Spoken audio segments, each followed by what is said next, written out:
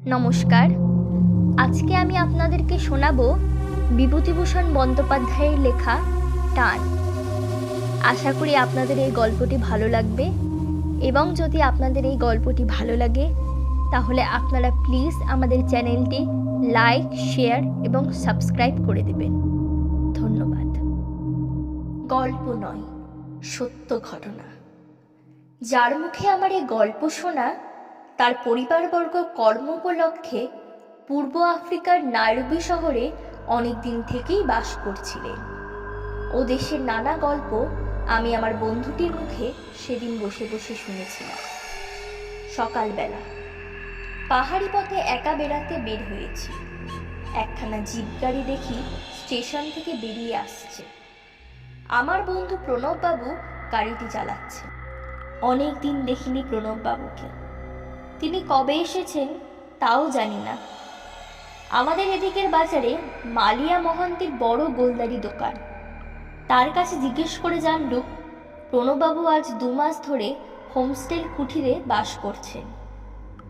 Minute 35 পরে প্রণববাবু ও আমি দুজনে বসে গল্প করছিলাম ও চা পান করছিলাম। অনেক দিন পরে প্রণববাবুর সাথে দেখা সাক্ষাৎ, এবং দুজনেই খুব খুশি হয়েছিলাম এইরকম হঠাৎ দেখা হওয়ায়। প্রণববাবু বললেন, এখানে খেয়ে যাবেন? বাড়িতে বলে আসেনি, স্নানও হয়নি, সব ব্যবস্থা হয়ে যাবে। তাহলে থাকবেন তো? একটা খুব ভালো গল্প বলবো, খেয়ে দিয়ে ওই বুড়ো হর্তুকি তলায় ছায়ায় বসে। কেমন? ও লাখপতিয়া, এখানে এসো। এ বাবুর বাড়ি গিয়ে খবর দিয়ে আসতে হবে। এখানে কতদিন আর থাকবেন? বুধবারে চলে যাব। আজ দেখা হওয়াতে বড় ভালো হলো। কতদিন দেখা হবে না আর কে জানে। অথচ আমরা কলকাতাতেই থাকি, ঠিকানা না জানাতেই। মাংস খান তো? খুব। নিষিদ্ধ পক্ষে? খুব। মধ্যাহ্ন ভোজন খুব ভালোই হলো। এরপর আমরা সেই হর্তুকি তলায় গিয়ে বসি। সামনে পশ্চিম দিকে নদীর ওপারে শৈলশ্রেণী, ঝিরঝির বাতাস বইছে নদীর দিক থেকে। একদল সাদা বক পাহাড় শ্রেণীকে পেছনে ফেলে মেঘের তলা দিয়ে উড়ে আসছে এদিকে। প্রণববাবু বললেন, আমি আমার জীবনের কথা কিছু কিছু সকালবেলা শুনেছেন, আর একটি অসাধারণ ঘটনার কথা বলবো। এ আমার জীবনের চোখে দেখা বলেই আপনার কাছে বলবার ইচ্ছাটা প্রবল হয়েছে। আপনি জানেন, আমার বাবা ও কাকা উডাঙ্গা রেলপথ তৈরির সময় থেকে ও দেশে ছিলেন। আমার এক কাকা বেলজিয়াম কঙ্গোতে কমলা লেবুর আবাদ করেন। আমার বাবার অনেক আগে থেকেই তিনি আছেন সে দেশে। তার 4-5টি ছেলে বিগ গেম হান্টার। লোহার মতো শরীর, অনর্গল সোহালি ভাষা বলতে পারে। সে দেশের নেটিভদের মতোই। এসব কথা গল্পের মতো শোনাচ্ছে নাকি? কিন্তু ঘরভোলা লোকের কাছে সেসব যতই গল্প বলে মনে হোক, আমরা জানি বাংলাদেশের লোক কত দূর দূরে ছড়িয়ে আছে। আমাদের পৈতৃক বাসভূমি বলাগড়ের কাছে শিমুলিয়া। 10 বছর বয়সে আমি প্রথম নাইরোবি যাই। ভিক্টোরিয়া নয়াঞ্জা নদের তীরবর্তী কাম্পালা নামক ছোট শহরে সীতানাথ বন্দ্যোপাধ্যায় বলে একজন ভদ্রলোক স্কুল মাস্টারি করতেন সে সময়। আমাদের পরিবারের সঙ্গে তার খুব ঘনিষ্ঠতা ছিল। সে সময় তিনি বিবাহ করেননি। ছুটি ছাটাতে নাইরোবিতে আমাদের বাসায় এসে বসতে। তিনি দিন কতক আমার ইংরেজি পড়াবার ভারও নিয়েছিলেন। সে সময়ে ও দেশের জিনিসপত্র খুব সস্তা ছিল। মাংস, দুধ, মাখন, কপি যথেষ্ট পাওয়া যেত। সমগ্র নাইরোবিতে 3 ঘর বাঙালি পরিবার ছিল। সকলেই উডাঙ্গা রেলপথের কর্মচারী। আর একজন ছিল খ্রিস্টান, ধর্মপ্রচার করবার কাজে। কি এক মিশন কর্তৃক প্রেরিত। মাঝে মাঝে নাইরোবিতে থাকতো, মাঝে মাঝে দূরপল্লী অঞ্চলে চলে যেত। আমি 15 বৎসর একাধিক্রমে নাইরোবিতে ছিলাম বাবা মার সঙ্গে। ওখানকার জীবন খুব ভালোই কেটেছিল। জীবনযাত্রা ছিল সম্পূর্ণ নিরুদ্বিগ্ন। জিনিসপত্রও ছিল সস্তা। কত নতুন স্বপ্ন তখন দেখেছি অল্প বয়সে। একবার আমার খুড়তুতো ভাই অতুল এসে বেলজিয়াম কঙ্গোর জীবনে এক অপূর্ব ছবি আমার চোখের সামনে ধরলে, সেই আমার তরুণ বয়সে। বাবাকে বললাম, কাকার কমলা লেবুর আবাদে গিয়ে কাজ করব। হাতি সিংহ শিকার করব। গল্পের বইয়ের নায়কের মতো দুর্দান্ত অ্যাডভেঞ্চারপূর্ণ মুক্ত জীবনানন্দ আস্বাদ করব।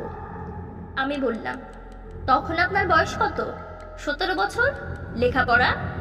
কামপালার সে মাস্টার সীতানাথ বাড়ুজ্জে ইংরেজি পড়াতে, আর স্টেশন মাস্টার দর্শন সাহেবের মেমের কাছে অঙ্ক কষতাম। আমায় বড় ভালোবাসতেন দর্শন সাহেবের স্ত্রী। তার এক ছেলে ছিল, প্রায় আমার বয়সী। একটা ইয়ারগান নিয়ে তার সঙ্গে খেলা করতাম। শিকারের ঝোঁক ছিল আমাদের দুজনেরই।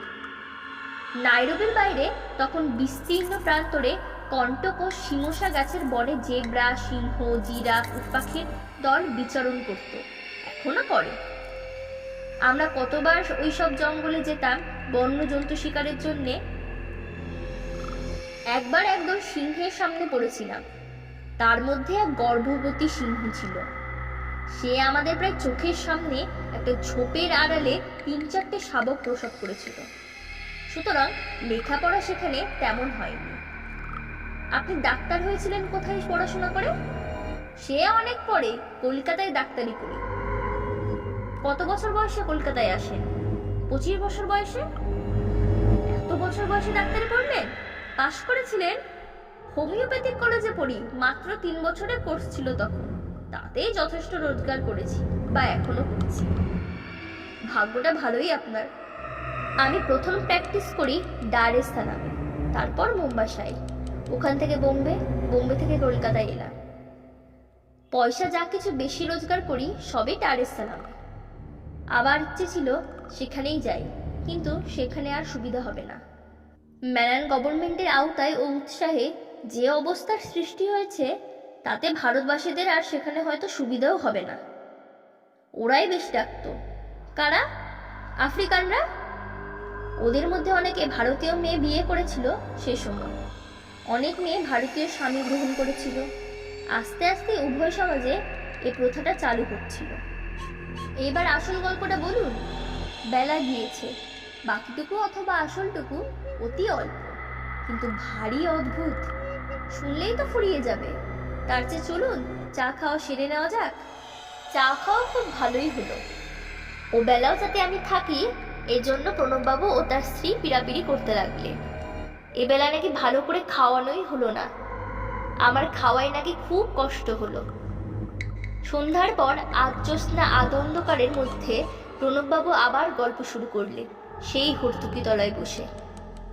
এইবার যে কথাটা বলবো সেটা ভালো করে বুঝতে হলে আমার মামার বাড়ির ইতিহাস আপনার কিছু জানা দরকার। আমার দাদামশাই গোবিন্দ প্রসাদ সিপাহী বিদ্রোহের সময় ফরজাবাদ মিলিটারি অ্যাকাউন্টেন্টে কাজ করতেন। তার 2 বিবাহ। আমার দিদিমাকে তিনি যখন বিবাহ করেন তখন তার বড় ছেলের বয়স 30 বছর। আমার মা তার শেষ বয়সের সন্তান। কিন্তু আশ্চর্যের বিষয় এই যে আমার সে দিদিমা সধবা অবস্থায় দেহত্যাগ করে। আমার মাকে মানুষ করে বামা বলে এক পুরনো ঝি, আমার মামার বাড়ির। আমার দাদা মশাই তখন চাকরি থেকে অবসর নিয়ে হুগলি জেলায় নিজের গ্রামে এসে বসেছে। বামা মাকে ঠিক নিজের সন্তানের মতোই মানুষ করেছিল। বাইরে কোথাও গেলে সন্ধ্যার পর পিছু পিছু যেত, মার বড় বয়সেও। বাবা কোথাও যেত না। নিজের দেশ বর্ধমান জেলায় যে ক্ষুদ্র গ্রামটিকে তার পৈতৃক ভিটে মার ভার নেওয়ার পর সে কখনো আর সে গ্রামেও পদার্পণ করেনি। আমার মা যখন বিয়ের কোণে সেজে আমাদের বাড়ি এসেছিলেন, বাবা তখন মার সঙ্গে এই বাড়ি চলে আসে এবং মাঝে মাঝে দেশে চলে গেলেও প্রায় তার এই জামাই বাড়ি এসেই থাকতো। মা বলতেন, এখানেই থাক না কেন মামা? সে বলতো, না খেদি, জামাই বাড়ি কি থাকতে আছে, লজ্জার কথা। সে কিন্তু মাকে ছেড়ে বেশি দিন থাকতে পারতো না। কিছুদিন পর পরই প্রায় আসতো। আসবার সময় মা যা খেতে ভালোবাসতেন ছোটবেলায়, নারকোলের নাড়ু, চিড়ে, কলা এইসব জোগাড় করে নিয়ে আসতো। শুধু হাতে কখনো আসেনি। মারা যায় আমার মামা বাড়িতেই। হঠাৎ কি একটা অসুখ হয়ে মার সঙ্গে দেখা হয়নি। মার সেজন্য খুব দুঃখ হয়েছিল। আমাদের কাছে পর্যন্ত বাবার নাম করতেন আর চোখের জল ফেলতেন। আমি বললাম, আপনি বাবাকে দেখেছিলেন? না, আমার দাদা দেখেছিলেন। তখন দাদার 6-7 বছর বয়স। তারপর কর্ম উপলক্ষে বাবা মা উগান্ডা চলে গেলেন এবং সে দেশে বাস করতে লাগলেন। আমরাও গেলাম, ক্রমে বড় হলাম সে দেশে। বাবার চাকরিও উন্নতি হলো। আমার এক বোনের বিয়ে হলো মুম্বাসায়। সেখানে হুগলি জেলার বন্দিপুরে রামতারণ চক্রবর্তী শিপিং কোম্পানির অফিসে চাকরি করতেন। তার বড় ছেলে শিবনাথ আমার ভগ্নিপতি। পরের বছরে আমার মা মারা গেল। আমার বোনের বিয়ের আগে তিনি হৃদরোগে কষ্ট পাচ্ছিলেন। একদিন সন্ধ্যার পর আমাদের সঙ্গে গল্প করতে করতে বললেন শরীরটা কেমন করছে। তারপর ঘরের মধ্যে গিয়ে বিছানায় শুয়ে পড়লেন।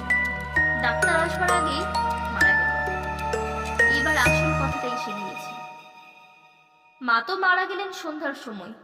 অনেক রাতে লোকজন জোগাড় হলো। যে কটি বাঙালি পরিবার নাইরোবিতে সে সময় থাকতো তাদের সকলের বাড়ি থেকেই মেয়েরা ও পুরুষেরা এলেন সে রাত্রে আমাদের বাড়ির খবর পেয়ে। রাত 11টার পর আমরা শ্মশানে মৃতদেহ নিয়ে গেলাম। নাইরোবির বাইরে শহর থেকে প্রায় 1 ক্রোশ দূরে অপেক্ষাকৃত নিচু জায়গায় নদীর ধারে শ্মশান। স্থানটা বড় নির্জন ও ঘাসের জঙ্গলে ভরা। রাতে এসব স্থানে সিংহের ভয় ছিল খুব বেশি। সিংহের উপদ্রবে রাতে কেউ বড় একটা মরা নিয়ে যেতে সাহস করতো না শ্মশানে। আমাদের সঙ্গে অনেক লোক ছিল। আলো জেলে ও বন্দুক নিয়ে আমাদের দল মৃতদেহ বহন করে শ্মশানে নিয়ে গেল। মৃতদেহ চিতায় চড়ানো হয়েছে। দাদা মুখাগ্নি করলেন। আমরা সবাই চিতার অদূরে বসে আছি। এমন সময় আমার ছোট ভাই দেবু আঙ্গুল দিয়ে দেখিয়ে বলল, ওই দেখো, ওকে দাদা। আমি চেয়ে দেখলাম। শ্মশানের দক্ষিণ দিকে একটা গাছতলায় একজন ভারতীয় বৃদ্ধা মহিলা চুপ করে বসে এক দৃষ্টি চিতার দিকে চেয়ে আছে। পরনে তার আধ ময়লা থাঙ্গা। বাবা সেদিকে চেয়ে বলে উঠলেন, সর্বনাশ, এ তো বামাঝি। দাদা বললেন, হ্যাঁ বাবা, বামা দিদিমার মতোই তো দেখতে বটে। বাবা বললেন, তোর মনে আছে? একটু একটু মনে পড়ে বাবা। আমরা সবাই অবাক হয়ে সেদিকে চেয়ে রইলাম।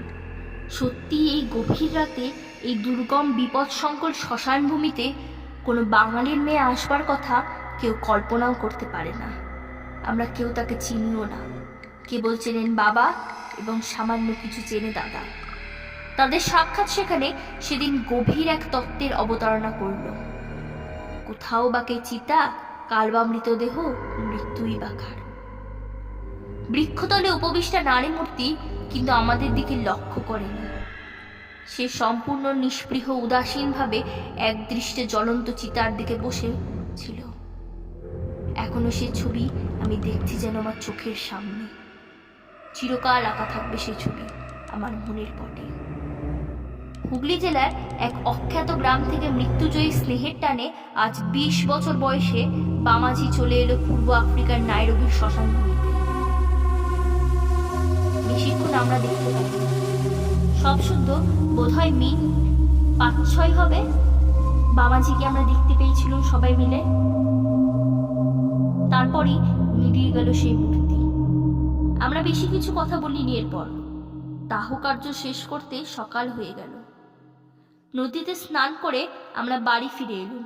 তখন বেলা 7টা থেকে 7:30। ওই নদীর তীরেই আমার মার 10 পিণ্ড দেওয়া হয় এবং 10 দিন পরে এবং মন্ত্রোচ্চারণ করেছিলেন রেল অফিসের অবিনাশ গাঙ্গুলি। নাইরোবির বাঙালিদের বাড়ির মোটামুটি বিয়ে বইতে ষষ্ঠী পুজো তিনিই করতেন। তার নামই ছিল আমাদের মধ্যে পুরুত কাকা। নদীর ওপারে শৈলশ্রেণী সন্ধ্যার অন্ধকারে ঠেকে গেল।